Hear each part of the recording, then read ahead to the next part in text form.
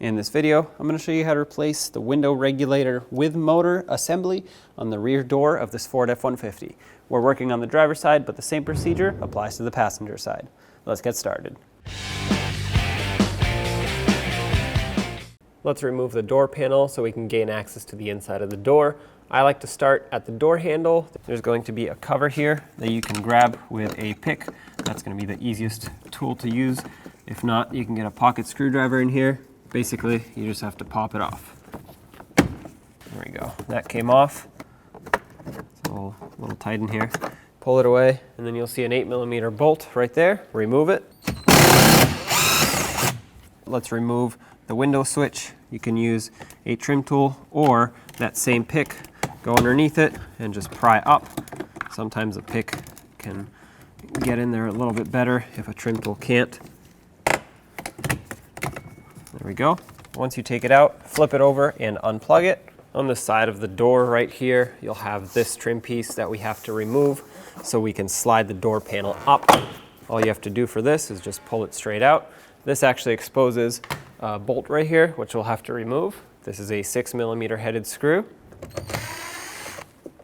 Underneath the door panel, you'll see two cutouts, and that's for two more 6mm headed screws. Remove both of those. To remove this door panel now, all you have to do is lift it straight up. It unlocks and you can pull it away, but don't go too far because there's still things attached on the back side. Right here you'll see the door handle cable. To get this out, you need either a little screwdriver or a pick, and I'll show you in a second once I get it out, but there are two tabs that you need to pry in and pull out at the same time.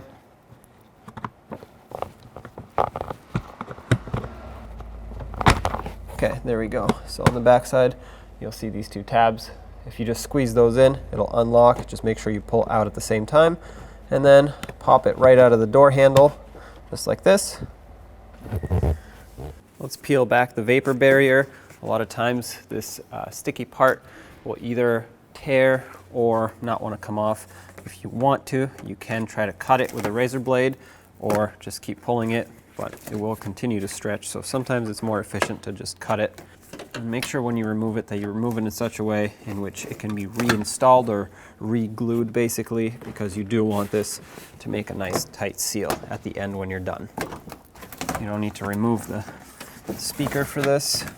We do actually have to pull off this wiring so we can remove the vapor barrier here.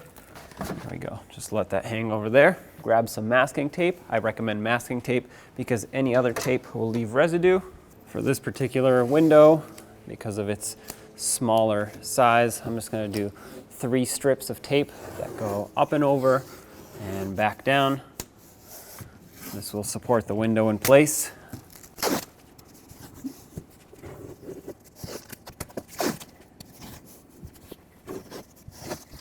With the window all the way up in the position that we just taped it in, through these two holes, you should be able to see two 10mm bolts, one in each, and that's what bolts the window up to the regulator. There's one right there. I'm going to take my 10mm socket and break it free, and then back it off a couple turns. You don't have to remove it all the way. You just want it loose so it can release the window. With that done, let's do the other side. It sounds a little harder to see, but like I said, it's one of these oval cutouts. Just give it a few turns. And basically there's two little tabs that pinch the window there, the glass itself, and that's what you want to release. You just want to unpinch it, so to speak. That should be good right there. Now with the ignition in the on position, I'm going to reconnect my window switch, roll the window down, pay attention to these two areas. You'll see the window regulator go down, but the window, the glass itself will stay up.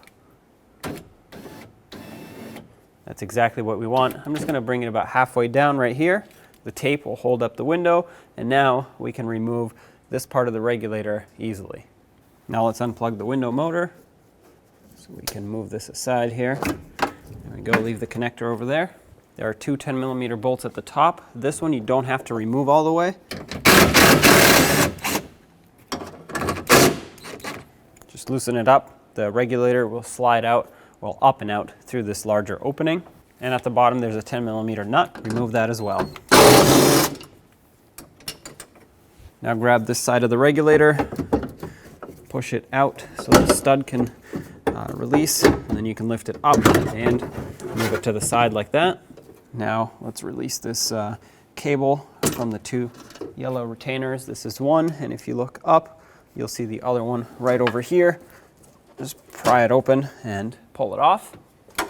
And on the other side, you'll see another one of these bolts that doesn't have to be completely removed.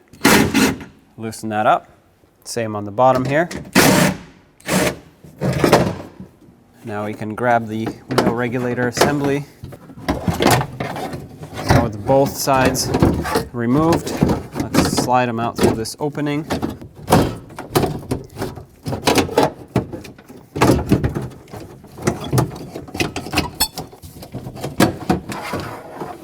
There we go. There's your window regulator and motor. On the new regulator, these bolts at the top are screwed in and need to be backed off just a little bit. And now we can slide the regulator in. Try to get the inside part in first. Okay.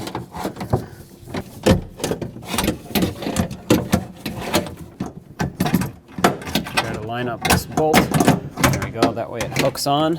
And below the speaker, there was another bolt like that. There we go. I didn't back this one out though. There we go. So we can secure this part now, tighten it up, and the top. Now let's do the same over here. Now let's get this part hooked in at the top. At the bottom, the stud needs to poke through. Grab the mounting nut, attach the bottom. At the top, there are two things to attach, not just this bolt right here, but one that goes through the motor. Tighten up this one, plug the motor back in. Let's resecure this cable that goes onto the door handle. Snap it back in. Now plug your window switch back in, turn the ignition on, and let's roll up this regulator to meet up with the window. Right there, that's perfect. Take a 10mm socket and try to release that bolt a little. And with that done on both sides, we should be able to roll this up and onto the window. Okay, so right now, I'm pretty sure it has secured itself on the glass. As you roll it up, that's what you want to happen. As you can see, it pinches the glass and holds on to that regulator. So now as we tighten this 10mm bolt, you'll see you'll feel that clamp tightens up. Give it another quarter turn after it's snug. You don't want to crush it completely, you don't want to break the glass. It's not going to bottom out, but this is what it'll look like. It'll be nice and secured. Tighten this one up as well. Nice and snug. Now you can remove the tape. And as you can see, no residue was left behind, which is exactly why I chose painter's tape. Now let's test the window.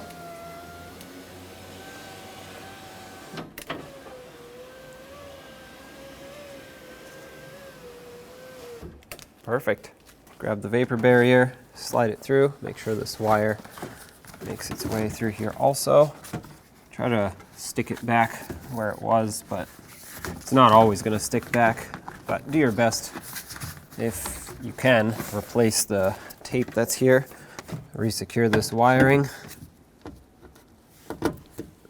Now let's put the door panel back on. Grab the door handle cable, and you're going to want to hook it into the door handle here with the ball end of it like this. Then slide it over and push it through. It should lock into place. As you put the door panel on, make sure that this lock indicator goes through the hole in the door panel. Line it up with the tabs. Make sure the lock indicator goes through. If it doesn't, try your best to guide it. It's not always easy.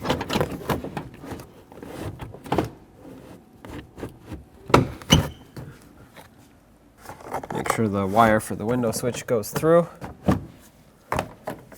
Okay. It It should be flush up against the door all around. If you feel that there's a gap, that means one of the hooks didn't seat into the door right, so you have to pull it back out and reseat it. Put this screw back in, and the two underneath. This side piece slides over, and then you can tap it in place, plug in your window switch, make sure that clicks, and latch it back down. And in the door handle hole, put the 8mm bolt back. Nice and snug. And to hide it, put back this cap, or the cover, I guess. Press it in to lock it, and there you go. Door panel is reinstalled. When only the best will do, demand TRQ. The only company that lets you view before you do. TRQ is committed to offering the highest quality aftermarket auto parts that are engineered for peace of mind. Thanks for using and viewing with TRQ.